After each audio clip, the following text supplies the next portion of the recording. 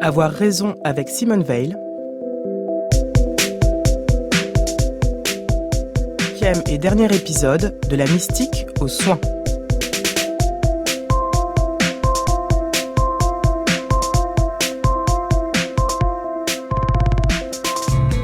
En 1937, j'ai passé à Assise 2 jours merveilleux.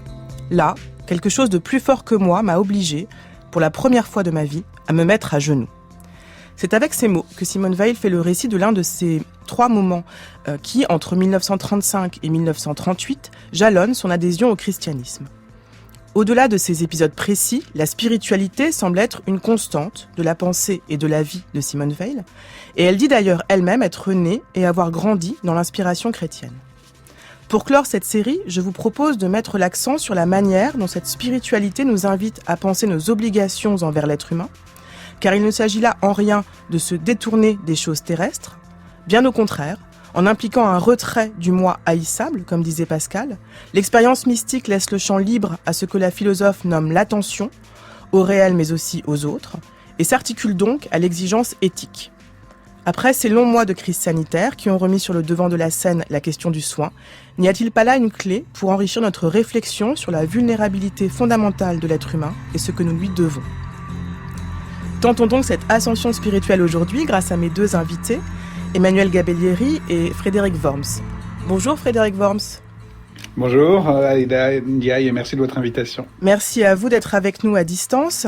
Vous êtes professeur de philosophie française contemporaine à l'ENS et l'œuvre de Simone Veil traverse vos écrits. Vous avez participé à de nombreux colloques et collectifs la concernant, notamment Penser le soin avec Simone Veil, paru au PUF en 2018. Et vous avez dirigé le dossier de la revue Esprit, Simone Veil, notre contemporaine, paru en 2012. Et bonjour Emmanuel Gabellieri. Bonjour Aïda, merci à vous. Merci d'être avec moi en studio ce matin. Vous êtes agrégé et docteur en philosophie et professeur à l'Université catholique de Lyon. Et vous êtes l'auteur de nombreux articles et ouvrages sur Simone Veil également, dont Penser le travail avec Simone Veil, paru chez Grasс en 2017. Et vous avez co-dirigé avec François Livonnet le cahier de Lerne consacré à Simone Veil en 2014. Emmanuel Gabellieri, Simone Veil connaît donc 3 épisodes de contact, disons, avec le Christ entre 1935 et 1938. Et elle en fait le récit dans une lettre au Père Perrin, qui est connue sous le nom d'autobiographie spirituelle, qui date de 1942. Est-ce que vous pouvez revenir sur les circonstances dans lesquelles ces épisodes se déroulent, Emmanuel Gabellieri ?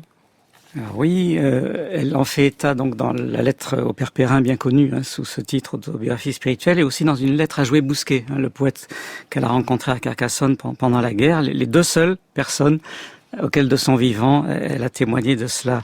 Alors si on replace ces contacts avec le catholicisme, comme elle le dit, dans une courbe plus large, je crois que ce qui est frappant quand on relit la vie et la pensée de Simone Veil, c'est de voir que ces contacts ont succédé aux 2 expériences du mal qui ont failli la briser, comme elle le dit parfois.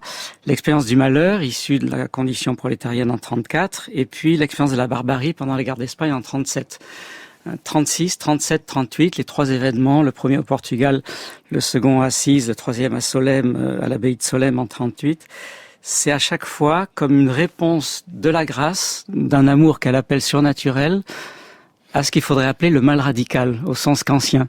Mais en un sens qui va peut-être plus loin que Kant d'une certaine manière, parce que pour ceux qui connaissent la philosophie de Kant, Kant insiste sur le mal radical comme volonté du mal, qui est autre chose que l'absence de bien, comme dans une certaine métaphysique classique.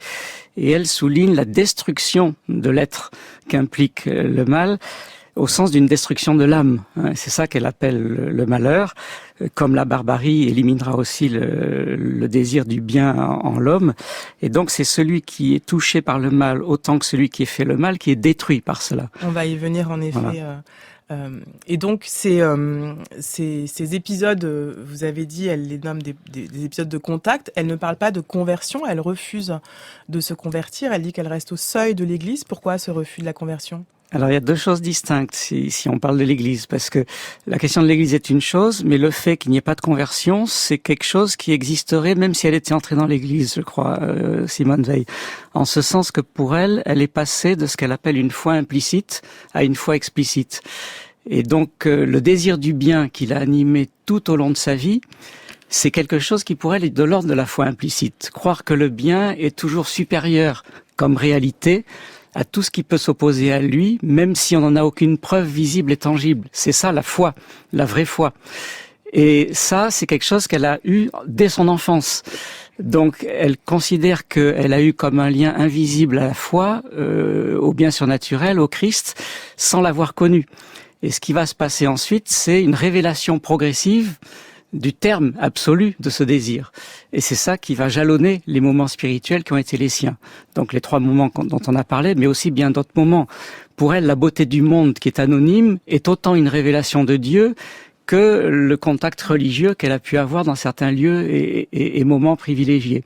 Donc le contact de personne à personne qu'elle a vécu après Solesmes, c'est quelque chose certainement d'unique qui s'est répété ensuite infiniment, mais qui ne fait pas nombre d'une certaine manière avec cette rencontre implicite de Dieu dans l'amitié, dans l'amour du prochain, dans la beauté du monde, etc. Oui, ce qu'elle appelle les formes implicites de l'amour de Dieu. Oui, c'est ça, de l'amour de Dieu. Et est-ce qu'on peut dire alors qu'il y aurait 2 Simone Weil, 2 moments qui se répartiraient justement, qui se distribueraient autour de ces épisodes de contact? Frédéric, je vais laisser Frédéric Worms. Oui, merci. Je suis très frappé par une chose qu'a dite Emmanuelle Gabellieri à l'instant, c'est-à-dire que l'expérience qu'elle décrit comme directe de la rencontre avec le Christ et de l'amour de Dieu, quel que soit le nom qu'on lui donne, vous l'avez relié à l'expérience préalable du malheur, et je crois que c'est profondément vrai, mais en même temps, je pense que la notion de malheur et toutes les autres formes implicites de l'amour de Dieu ne lui apparaissent comme telles que rétrospectivement depuis cette expérience directe et explicite en réalité, de telle sorte que de mon point de vue, en effet, ces expériences font quand même rupture dans sa pensée, en lui permettant de parler de malheur, de joie, d'amour, et même de beauté, et d'attribuer à la nécessité du monde et à l'ordre des choses, finalement, une sorte de dimension interpersonnelle, de dimension aussi qualitative, de souffrance ou de joie, alors qu'auparavant, avant cette expérience, je pense qu'il y avait une philosophie de Simone Weil déjà, bien sûr, comme dans les réflexions sur l'oppression et les causes de la liberté humaine, mais justement, elle était plutôt, on pourrait dire, spinoziste, elle était élève de Alain, elle lisait Spinoza, Marx, et elle travaillait plutôt d'une manière à comprendre les mécanismes de la liberté et de l'oppression sans y voir cette sorte d'expérience personnelle. Et j'ai l'impression, pour ma part, qu'il y a quand même une discontinuité, un saut, à partir de ces expériences ou du sens qu'elle leur donne, et qui deviennent finalement des signes d'une relation finalement, et d'une relation qui prend des formes, on y reviendra sûrement, différentes, opposées même, le malheur d'un côté ou la joie ou l'amour, et bien d'autres, la beauté, la science elle-même, tous ces points de rencontre avec ce qu'elle appelle le surnaturel dans notre vie. Mais moi j'ai vraiment l'impression quand même qu'avant ces expériences, elle reste dans une forme de nécessité, d'immanence, de philosophie pure, radicale, mais pas de rencontres mystiques, et que ces expériences quand même lui changent qualitativement le sens qu'elle donne à la même pensée, mais qui se transforme intérieurement de façon assez radicale malgré tout. Tout à fait d'accord. Emmanuelle Gabellieri. Tout à fait d'accord. Alors, si on insiste sur la discontinuité, j'ajouterais volontiers que la seule vraie rupture, je crois qu'il y a, c'est avec ce qui lui a paru à un moment donné, à partir de l'expérience du malheur, les limites de l'humanisme de Alain, qui voulait sauver l'âme humaine à partir de la seule force de la volonté. Et là, je me souviens très bien de la première conversation que j'avais eue avec Gilbert Kahn, qui a été condisciple en Cagne de Simone Weil, et que j'ai connu dans ces dernières années, qui insistait là-dessus parce que pour lui, c'était ça tout à fait frappant. Le fait que, bien sûr, elle a hérité d'Alain pour beaucoup de choses, mais là où il y a une rupture, c'est quand elle disait Alain, c'est comme s'il n'avait pas souffert, au-delà de ses forces. C'est comme si son humanisme était un humanisme qui ne s'appuie que sur sa propre force, et elle a éprouvé la limite de cela par la suite. Ça me paraît tout à fait important. Et est-ce qu'on peut voir dans ce mysticisme ou dans cette spiritualité une forme de dualisme? On a évoqué dans le premier épisode notamment la dimension disons presque sacrificielle de sa vie. Donc on a dit, elle se privait de nourriture et elle en est vraisemblablement morte. Et elle ne se chauffe pas, elle laisse une partie de son salaire, elle a des mots très durs, elle parle du corps comme un tombeau, d'elle-même comme un déchet. Bref, est-ce que on peut dire qu'il y aurait un dualisme dans la pensée de Simone Weil qui justement amènerait cette spiritualité? Alors, il faut faire la part des choses, parce qu'elle ne dit pas que le corps est un tombeau, ça c'est du Platon un peu vulgarisé, je dirais, mais si vous lisez les cahiers de Simone Weil à partir des index, et que vous lisez ce qu'elle dit sur le corps, l'essentiel, c'est qu'il y a une vérité du corps que l'âme doit pénétrer, que l'âme doit fluidifier, que l'âme doit transfigurer. Et il y a vraiment chez Simone Weil à sauvegarder l'unité concrète de l'homme, corps et âme. Sinon, par exemple, toute la théorie des obligations envers l'être humain, développée à Londres, n'existerait pas, qui consiste à dire que le désir du bien qui est en l'homme n'est reconnu que si je reconnais ce dont il a besoin au plan sensible, parce que l'homme est un, corps et âme. Donc le dualisme chez Simone Weil, je dirais, il est plus un dualisme moral qu'un dualisme ontologique ou métaphysique. Il y a pas de manichéisme, il n'y a pas de gnosticisme chez Simone Weil. Il faut sortir de cette idée qui vient notamment de son antijudaïsme mal compris et qui croit qu'il y a cette dimension-là, alors que c'est une autre dimension qui est en jeu. On verra si on a le temps d'y revenir. Mais voilà, c'est un dualisme moral. Il n'y a pas de compromis possible entre le bien et le mal. Ça, si on dit qu'elle est dualiste, oui, bien sûr. Mais alors, à ce moment-là, Saint Paul est dualiste, Saint Jean est dualiste, etc., etc.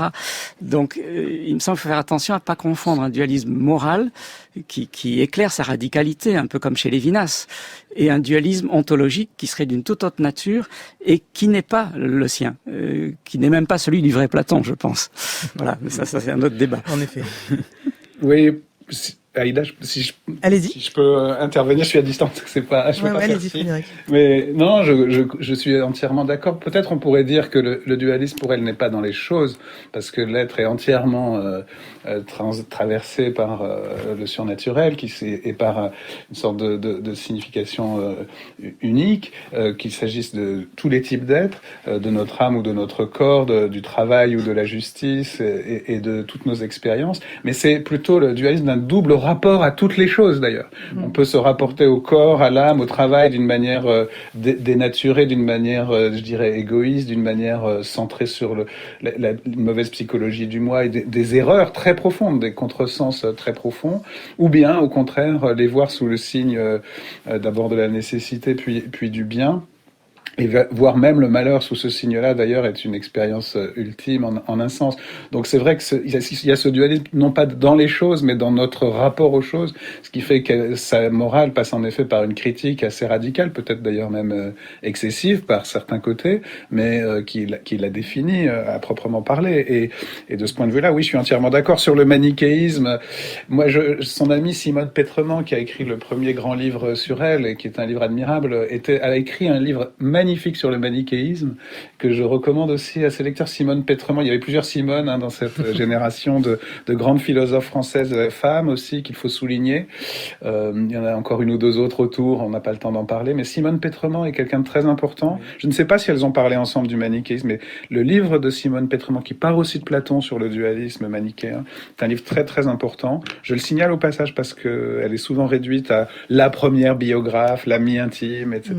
Et Simone Weil, une grande philosophe. Oui. Et Simone Weil, donc évidemment, qui est une philosophe essentielle à tous égards, a cette attitude qui consiste à dire non, le dualisme n'est en effet pas dans les choses.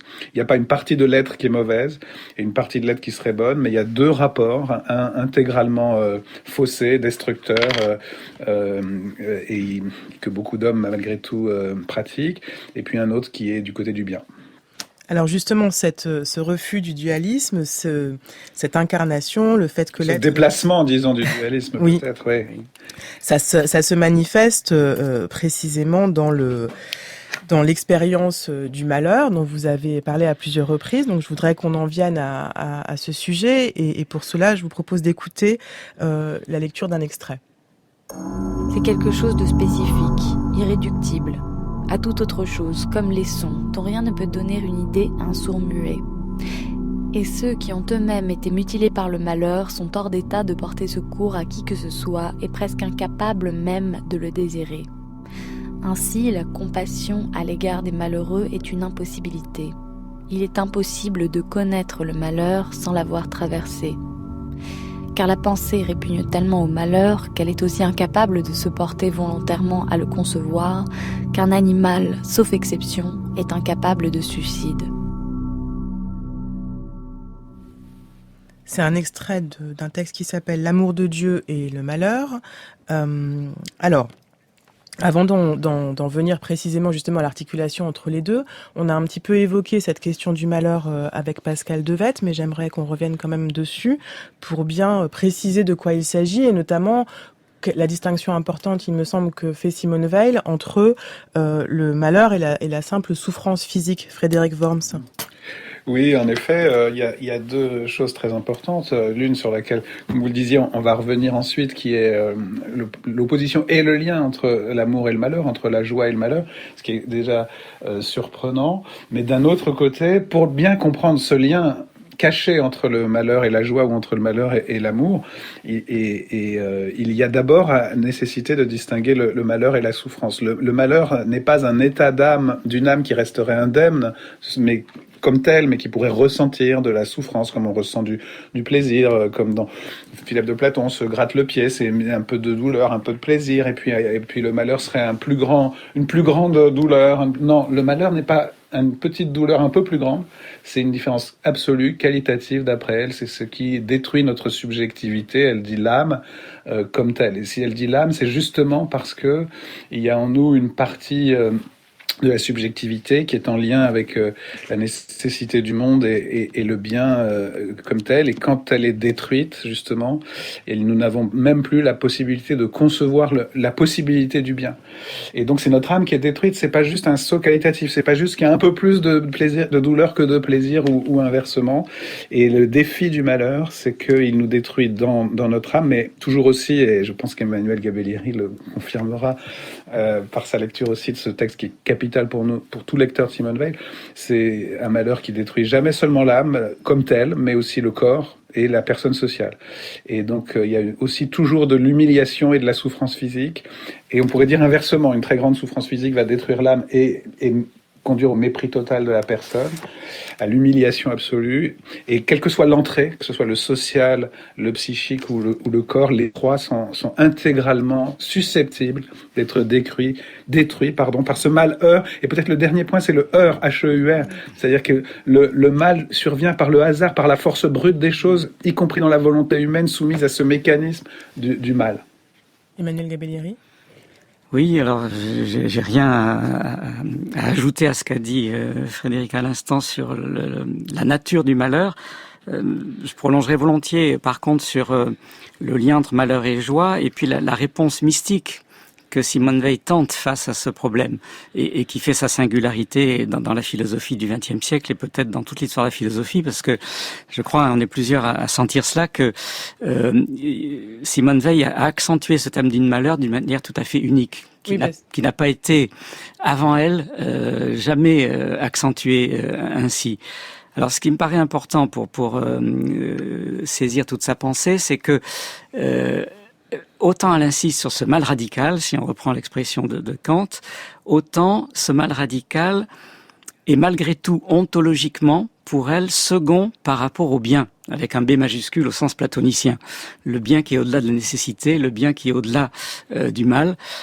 Par-delà le bien et le mal, on a envie de dire comme Nietzsche, mais si on les prend comme relatifs. Sûrement pas, justement. Ouais, voilà, en un sens où quels que soient les dénis du bien, le désir du bien est quelque chose qui devrait être indestructible en l'âme, même si le malheur, justement, est ce cas où il peut, ce désir, être détruit, parce que je ne peux avoir conscience du malheur que si j'ai eu une expérience du bien, que si j'ai eu une expérience de la joie. Dans le nombre de textes de Simone Weil où elle dit qu'on ne peut éprouver le malheur que si on a connu la joie, c'est vraiment très important, et on risque de l'oublier si on est trop fasciné ou terrorisé par ce qu'elle dit du malheur.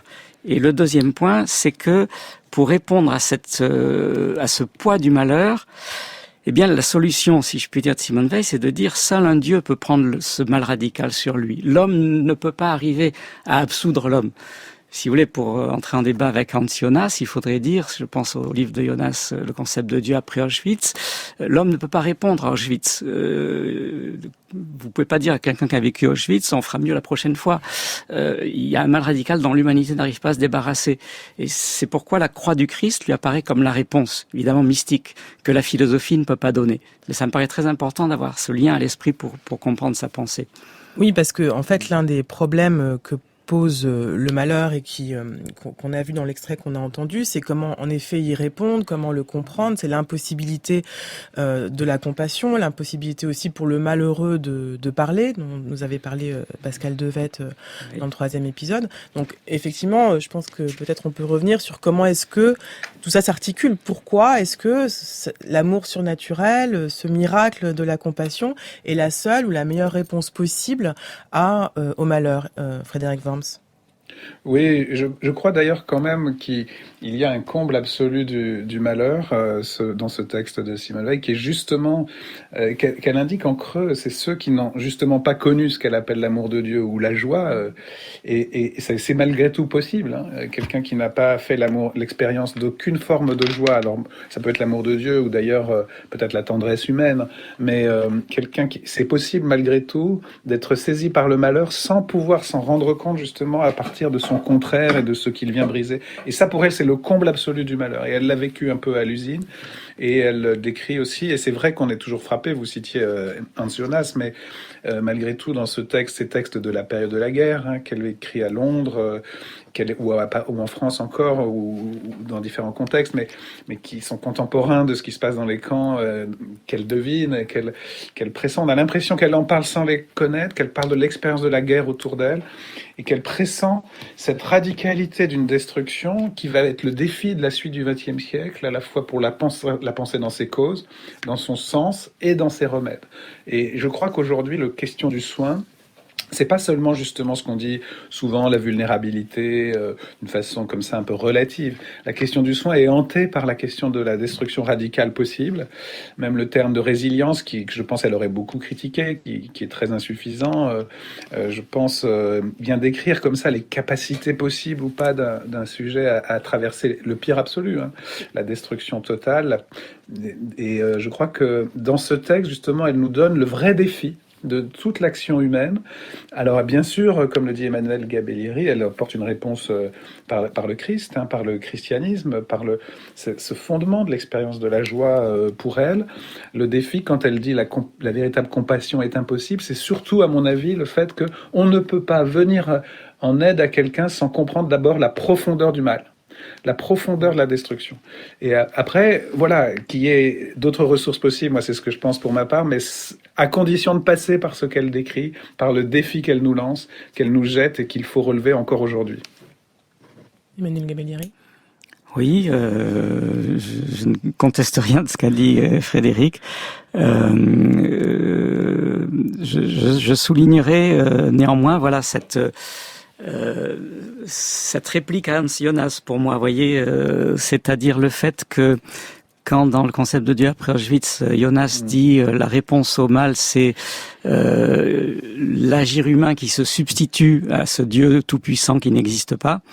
Je pense qu'il y a une limite dans le sens où la question philosophique peut-être insoluble, c'est est-ce que l'homme peut abolir le mal par lui-même, voilà.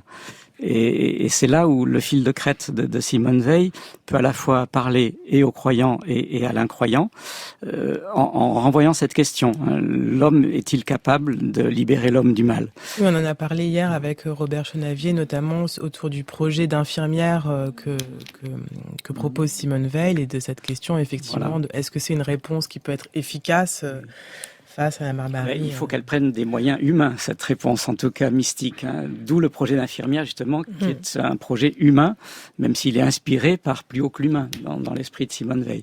Mais c'est bien des méthodes d'action humaines, politiques, militaires, puisque pour elle, ce projet était une arme de guerre spirituelle, qui sont en jeu. Et là, l'éthique est évidemment le lieu du combat. Oui, pardon si je peux... Allez-y, Frédéric revenir Worms. là, juste pour compléter simplement tout ce que vous venez de dire l'un et l'autre. Oui, il y a cette idée qui est quand même assez commune avec Hans Jonas, que Dieu, en un sens, de toute façon, s'est retiré, nous laisse responsables intégralement c'est le point commun. de notre action. Et voilà, donc Hans Jonas ne dit pas seulement que voilà, c'est une chose humaine, c'est qu'il y a un retrait qui est lui-même divin, qui nous laisse responsables. Bon, c'est leur approche commune. Après, moi, ce que je trouve très important, et c'est pour ça que le projet d'infirmière fait partie, pour elle, elle sait que ça ne va pas changer le sort de la guerre, mais ça doit lui donner son sens. Quand elle dit aussi dans ce texte admirable qui s'intitule « Luttons-nous pour la justice ?» point d'interrogation, nous étant ceux qui s'opposent au nazisme, c'est qu'il faut donner son sens au combat. Le conflit n'est pas seulement entre deux puissances, c'est un conflit entre la puissance ou la force et la justice. Et pour qu'il soit juste, ce conflit, il faut que ceux qui luttent pour la justice, y compris, dit-elle aux Français, par exemple, dans vos colonies. Si vous rétablissez la façon de faire qu'au fond les nazis ont pratiqué à votre égard quand ils ont occupé la France en occupant d'autres pays du monde, vous ne luttez pas pour la justice. Et donc comment orienter le combat humain? Moi je crois que c'est très important de comprendre, et là c'est la vraie question ultime pour moi de Simone Weil, que nous avons des expériences de la même vérité ou de la même relation à travers des expériences contradictoires, l'amour et le malheur par exemple. Mais il y a l'unité de ces expériences, mais elles restent contradictoires.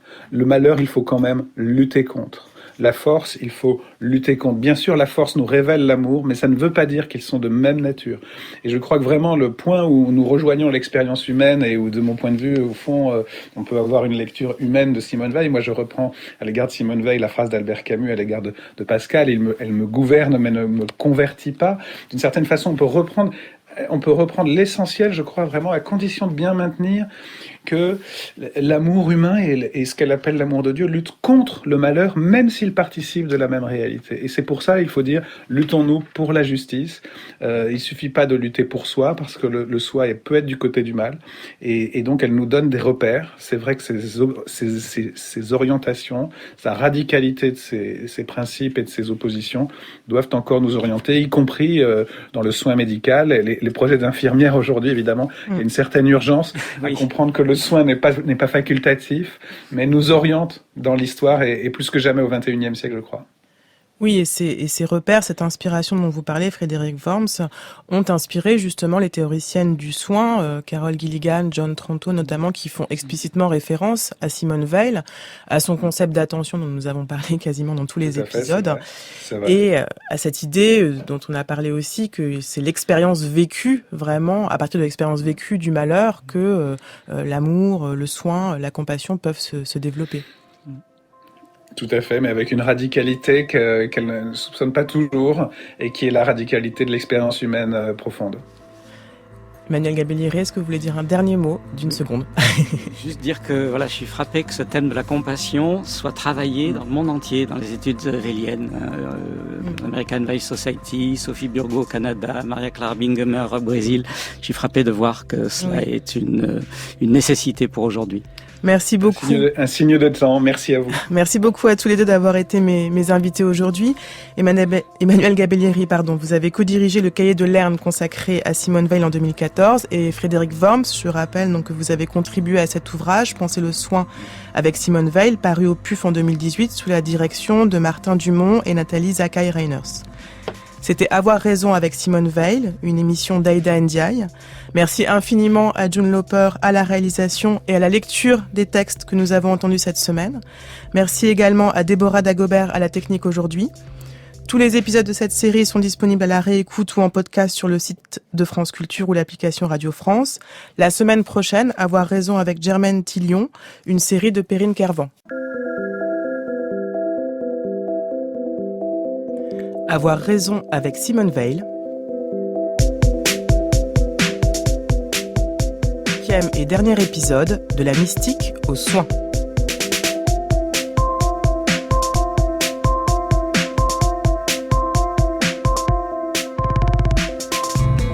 En 1937, j'ai passé à Assise 2 jours merveilleux. Là, quelque chose de plus fort que moi m'a obligée, pour la première fois de ma vie, à me mettre à genoux.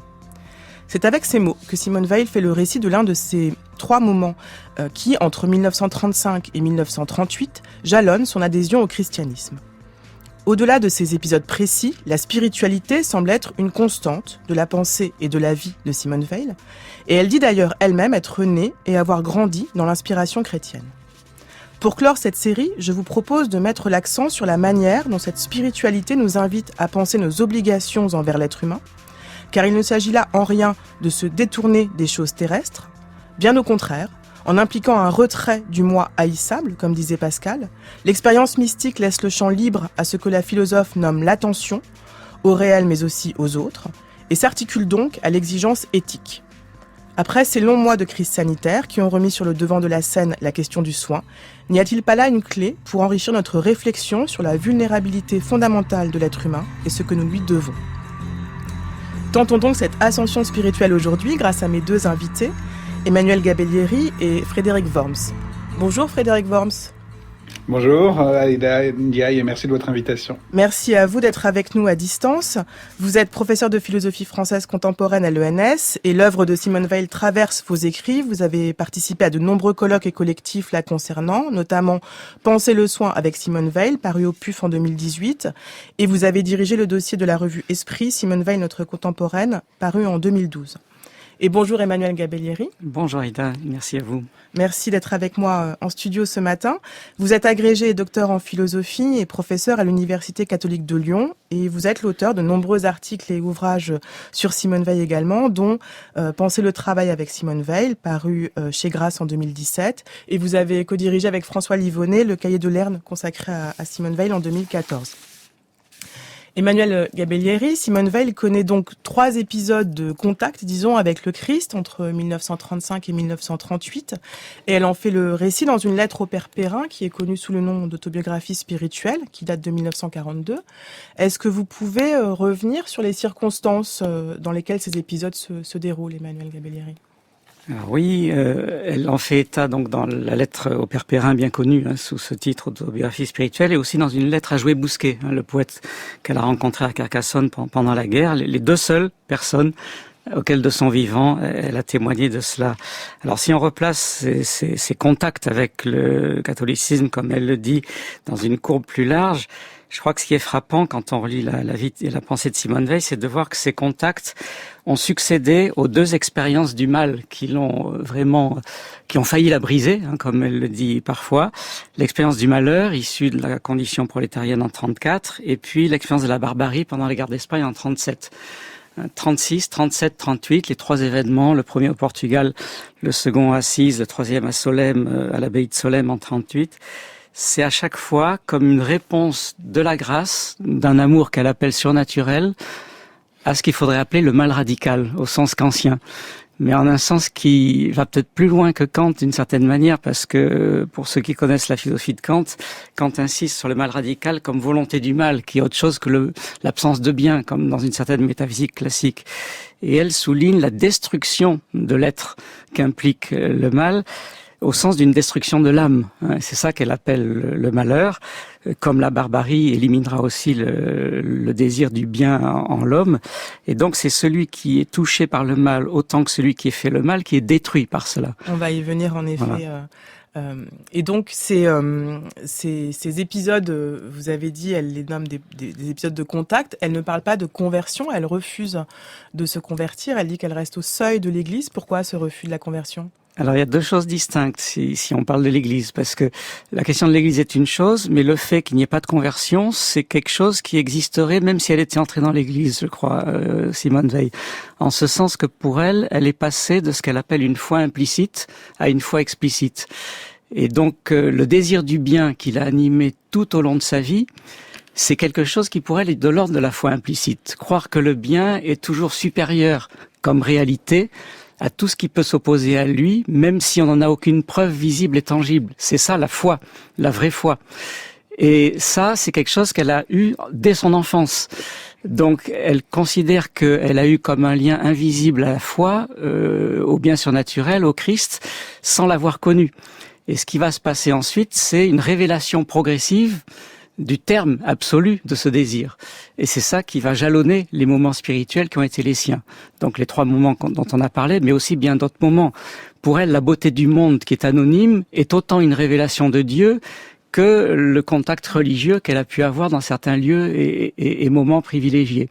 Donc le contact de personne à personne qu'elle a vécu après Solesmes, c'est quelque chose certainement d'unique qui s'est répété ensuite infiniment, mais qui ne fait pas nombre d'une certaine manière avec cette rencontre implicite de Dieu dans l'amitié, dans l'amour du prochain, dans la beauté du monde, etc.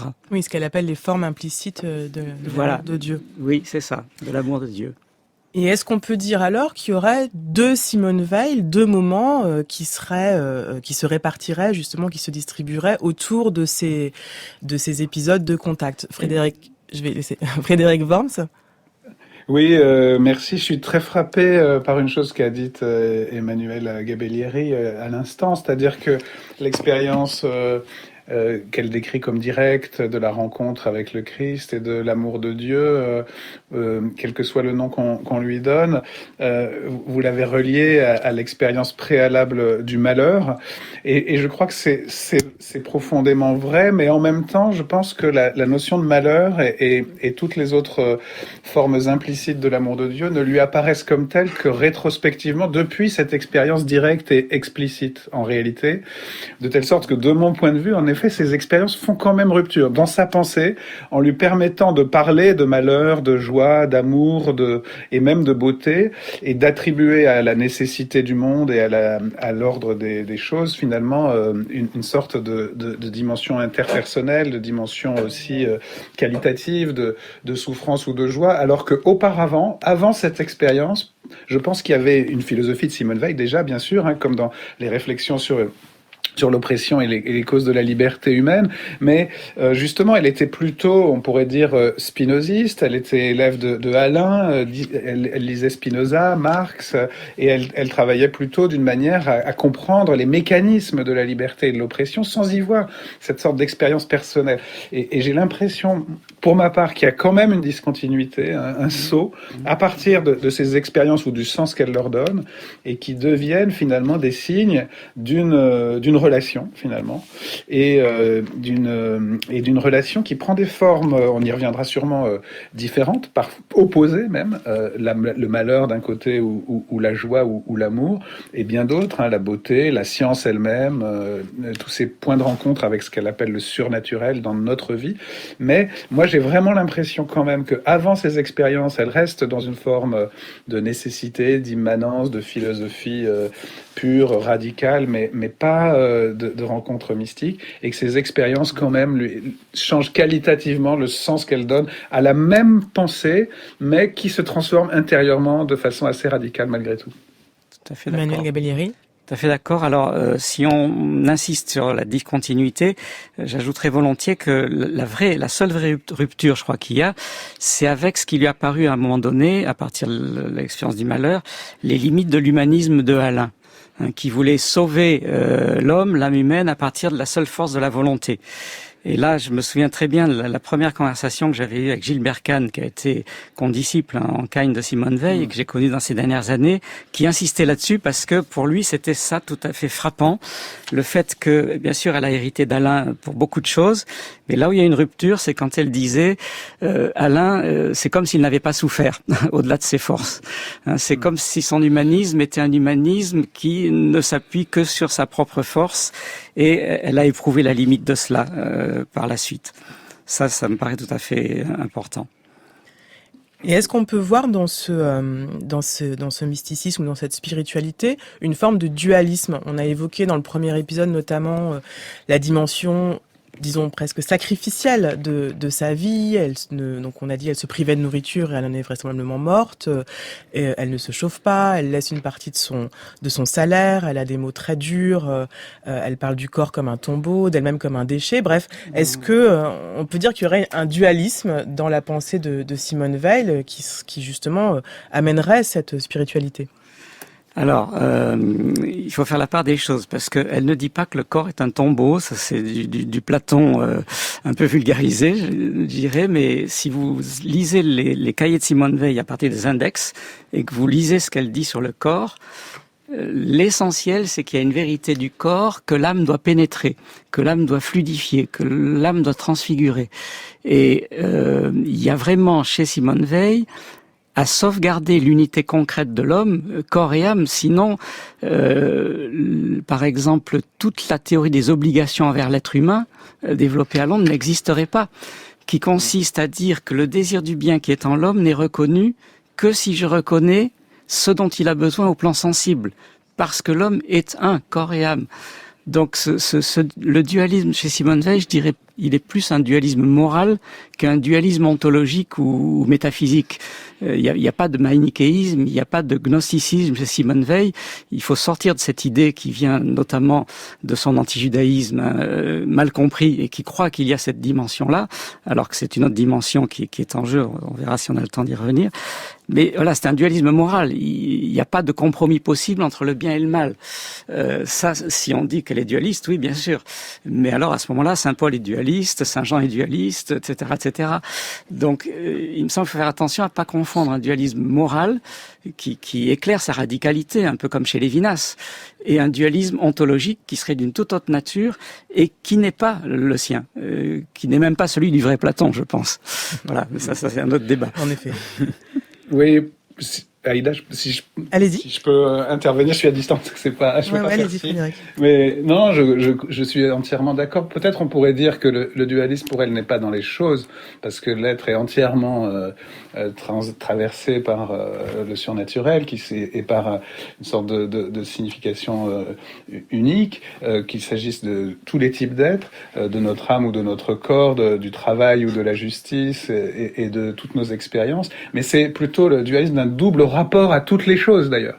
On peut se rapporter au corps, à l'âme, au travail d'une manière dénaturée, d'une manière, je dirais, égoïste, d'une manière centrée sur la mauvaise psychologie du moi et des erreurs très profondes, des contresens très profonds, ou bien, au contraire, les voir sous le signe d'abord de la nécessité, puis du bien.